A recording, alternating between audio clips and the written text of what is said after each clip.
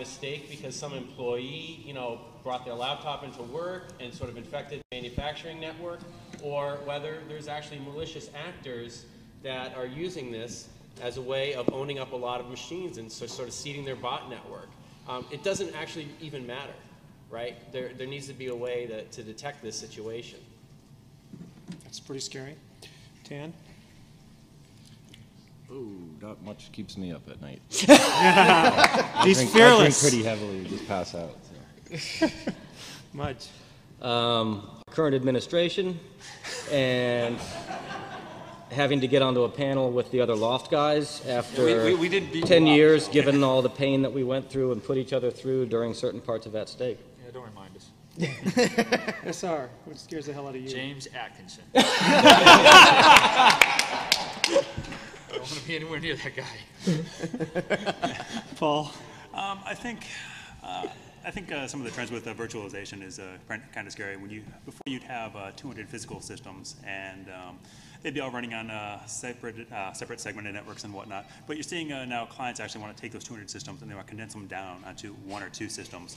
And so now you have these massive systems with multiple terabytes of data, or terabytes of memory, terabytes of drive space and whatnot, and it has maybe 16 network interfaces, but those are virtually mapped across 200 different systems. So just from a security standpoint, it gets very, very interesting.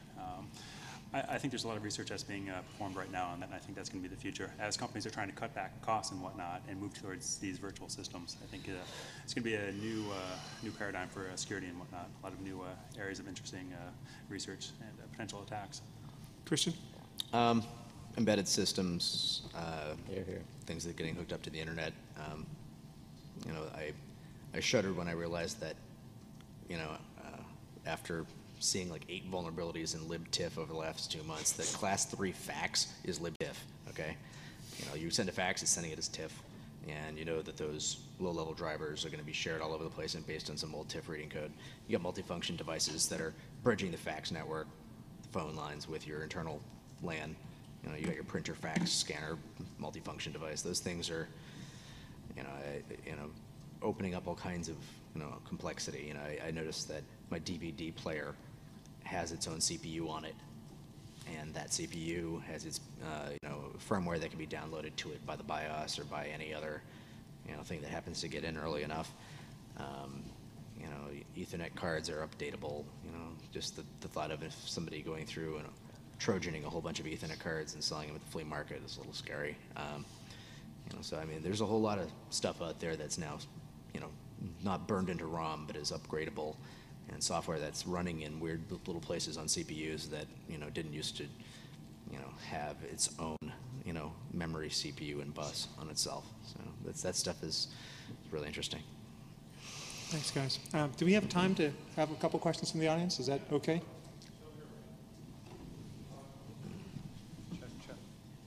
Check. This is mostly for Tan, though I think Weld will probably want to weigh in too. Where is the underwriter's laboratory for software, and will we see one in our lifetimes?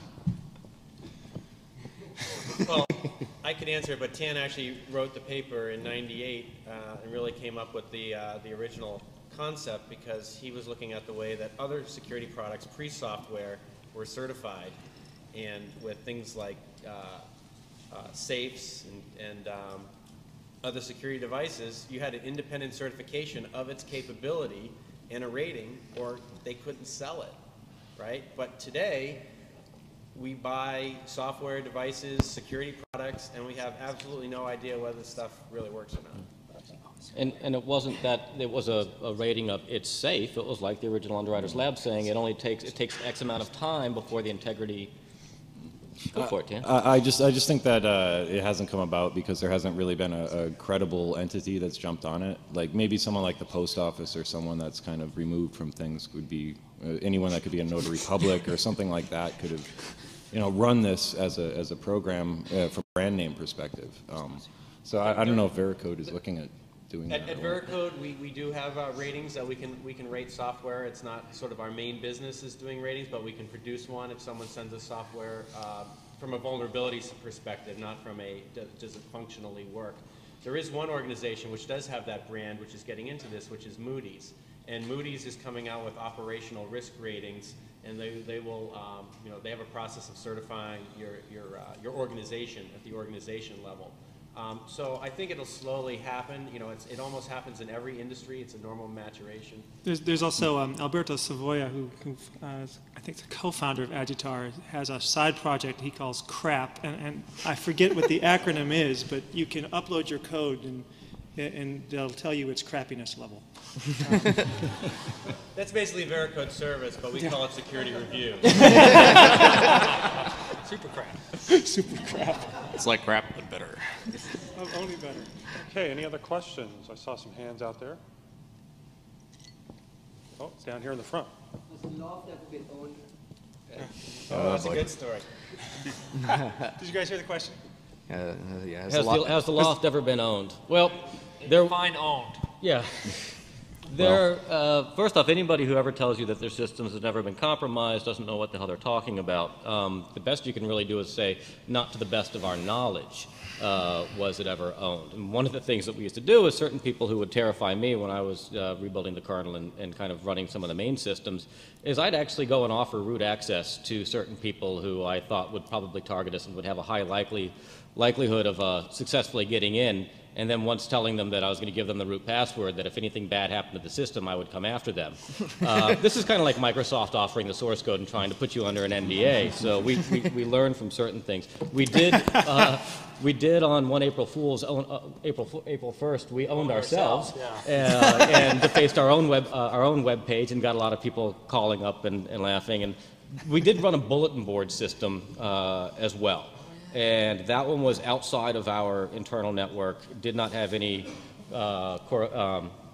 trust relationships between things. And I'm sure people popped each other's accounts on that, but not the actual Loft core to the best of my knowledge. There were a couple incidences where there was a little, not completely owned like root access, but there was an incident where one of our shell users, the death vegetable, we required SSH remotely to get into, but he had an account on an internal box, and he SSH'd into the internal box, and then he telnetted from the internal box to loft.com to read his mail, and someone sniffed his password. Then there was an incident where there was a widespread SSH attack going on, and, but we were running loft.com on an alpha box, and no one had written shellcode for alpha. So we got hit with that, and it just crashed. An alpha box running OpenBSD.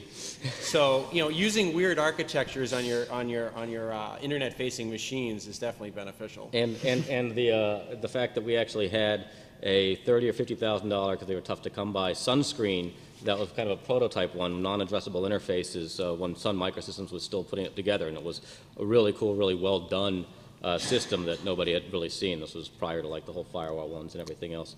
It's a firewall that runs completely off of a CD, so you have to burn a new copy of the CD every time that you want to change the configuration, but it basically kind of makes it very difficult to... And it didn't have any addressable interfaces. Yeah, so there was no IP address. It was all Ethernet, and it did its own stack translation and all that stuff. Yeah, it was a bridge. A bridge. Yeah. But good question. Okay, any other good questions? Do any of you have about Mudge in the dress? No? Oh. Yeah. Do any of you have any contact info you'd like to give out for the internet viewers, or? Well, we don't have the L0pht.com address anymore because it's owned by Symantec. They own a lot of domains. We have L0pht.com, which Space Rogue runs. So, which everybody used to miss. It's got a picture and some links and an email address. So if you need to get a hold of anybody, you can send it to whatever the email address is on the L0pht.com site, and I'll route it to whoever you want it to go to. Okay, without any further questions, I want to thank you guys again for being here. Thank you. For further information on the internet, visit www.mediaarchives.com. Big thanks to Stacy for putting the whole thing on. Thanks, Stacy. Yeah. And also, don't forget, we do have DVDs on presentations. If anybody's interested, they're right outside the door, 20 a piece or 10 for 100. Thank you, everybody. We're going to put the slides online. Check the website in a couple weeks. Sessions are outside, and thank you for being the founding attendees of Source Boston. Check.